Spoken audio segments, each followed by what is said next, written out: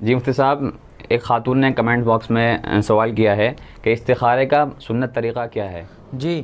انہوں نے سوال پوچھا ہے کہ استخارے کا مسنون طریقہ کیا ہے۔ اولاً ہمیں استخارے سے متعلق احادیث میں مذکور فضیلت کو یاد رکھنا چاہیے۔ اللہ کے رسول صلی اللہ علیہ وسلم سے متعلق یہ ارشاد منقول ہے، اذا ہم احدکم بالامر فلیرکع رکعتین من غیر الفریضہ۔ اللہ کے رسول صلی اللہ علیہ وسلم نے ارشاد فرمایا کہ جب تم میں سے کوئی آدمی کسی بڑے کام کے کرنے کا ارادہ کرے تو وہ فرض نماز کے علاوہ 2 رکعات نفل نماز ادا کرے۔ اسی طرح حضرت جابر ابن عبداللہ رضی اللہ تعالی عنہ سے یہ روایت مروی ہے، وہ فرماتے ہیں کان رسول اللہ صلی اللہ علیہ وسلم یعلمنا الاستخارۃ کما یعلمنا سورۃ من القرآن، کہ اللہ کے رسول صلی اللہ علیہ وسلم ہمیں استخارہ اس طرح سکھاتے تھے جیسے قرآن مجید کی کوئی سورت سکھاتے تھے۔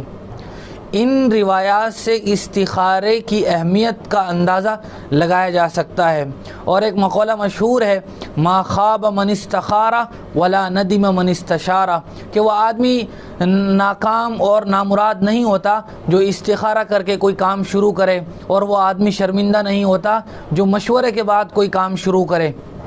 لہٰذا ہمیں جب کوئی کاروبار کرنے کا ارادہ ہو، دکان و مکان ہو یا تجارت اور بزنس کا کوئی مسئلہ ہو، اور 2 چیزیں ہمارے سامنے ہوں کہ میں یہ کام کروں یا نہ کروں، تو ایسے موقع پر استخارے کا اہتمام کرنا چاہیے۔ استخارے کا طریقہ یہ ہے کہ آدمی 2 رکعات نفل نماز استخارے کی نیت سے پڑھے۔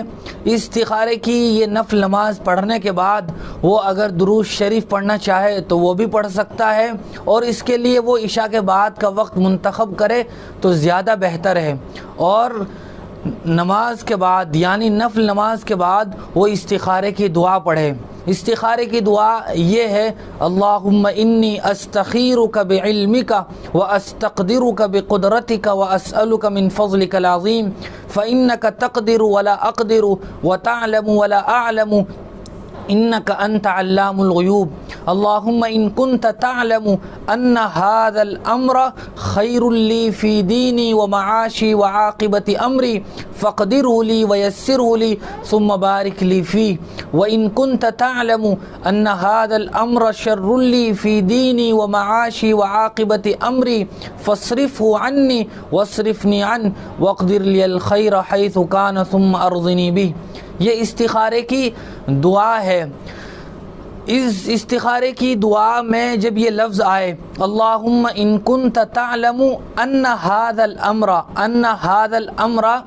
یہ جب لفظ آئے، اسی طرح اسی دعا میں آگے پھر یہ لفظ آئے گا وَإِن كُنْتَ تَعْلَمُ أَنَّ هَذَا الْأَمْرَ شَرٌّ لِّي،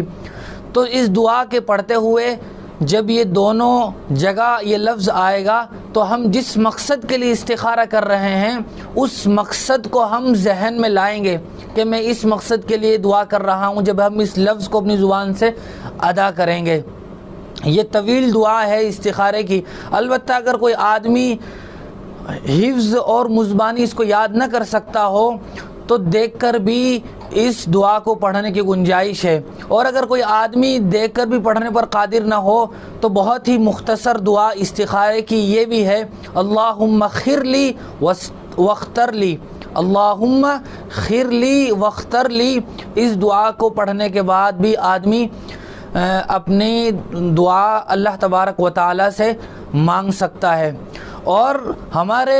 رواج میں، ہمارے عرف میں یہ بات مشہور ہے کہ استخارہ سونے سے پہلا کرنا چاہیے۔ اس طرح اس کی کوئی حیثیت کتاب و سنت میں اور شریعت میں نہیں ہے۔ آدمی مکروہ اوقات کے علاوہ جس وقت بھی استخارہ کرنا چاہے، نماز پڑھنا چاہے تو پڑھ سکتا ہے، دن میں، رات میں۔ اسی طرح یہ بھی ہمارے یہاں بات مشہور ہے کہ استخارہ کرنے کے بعد خواب میں اس بات کا آنا ضروری ہے، تو ہمیں یہ بات یاد رکھنی چاہیے کہ خواب میں آنا ضروری نہیں ہے، بلکہ دل کا رجحان ہو جانا کافی ہے۔ جب اللہ تبارک و تعالیٰ کسی کے حق میں فیصلہ فرماتے ہیں تو اس کے لیے اسباب پیدا کرنا شروع کر دیتے ہیں، تو ہمارے ذہن کا رجحان، دلی میلان جدھر ہو جائے، اب ہمیں یہ سمجھنا چاہیے کہ یہی ہمارے استخارے کی مراد ہے۔ اسی طرح اگر کوئی آدمی کا رجحان کسی طرف ہو رہا ہے لیکن دلی طبیعت اس کام کو کرنے کو نہیں چاہ رہی ہے، تو آدمی کو اس بات پر عمل کرنا چاہیے جو اس کا دل چاہ رہا ہے اور اس کے لیے وہ اسباب بھی موضوع پا رہا ہے۔ لہٰذا استخارہ کا یہ طریقہ ہے، ان تمام تر باتوں کو ذہن میں رکھتے ہوئے ہم استخارہ کریں تو ضرور ہمیں فائدہ ہوگا اور اللہ تبارک و تعالیٰ کی مددیں اور نصرتیں ہمارے شامل حال ہوگی اور ہم شرمندگی سے اور نامرادی سے انشاءاللہ بچ جائیں گے۔ ایک سے ہم معلوم کرتے ہیں اگر کوئی شخص کسی دوسرے سے استخارہ کرائے تو یہ استخارہ اس کے حق میں مفید ہوگا یا خود استخارہ کرنا چاہیے؟ استخارے سے متعلق احادیث میں موجود ہے، کان رسول اللہ صلی اللہ علیہ وسلم یعلمنا الاستخارۃ کما یعلمنا سورۃ من القرآن۔ صحابہ اکرام فرماتے ہیں کہ نبی کریم صلی اللہ علیہ وسلم ہمیں استخارہ اس طرح سکھایا کرتے تھے جس طرح قرآن مجید کی کوئی سورت سکھاتے تھے۔ استخارے کی بہت ہی اہمیت ہے، لہٰذا کوئی بھی اہم کام کے موقع پر استخارہ کرنا یہ سنت ہے، لیکن یہ بات یاد رکھنی چاہیے کہ استخارہ خود سے کرنا یہ مسنون ہے۔ صحابہ اکرام رضوان اللہ تعالی علیہم اجمعین نبی کریم صلی اللہ علیہ وسلم سے اپنے کاموں کے بارے میں مشورہ لیا کرتے تھے، لیکن انہوں نے کبھی بھی آپ سے استخارہ نہیں کروایا، حالانکہ آپ کی ذات تمام غلطیوں سے پاک اور معصوم تھی، اس کے باوجود بھی انہوں نے نبی کریم صلی اللہ علیہ وسلم سے استخارہ نہیں کروایا۔ اسی لیے ہم بھی کسی بزرگ سے یا کسی اور سے استخارہ کرنے کے بجائے خود استخارہ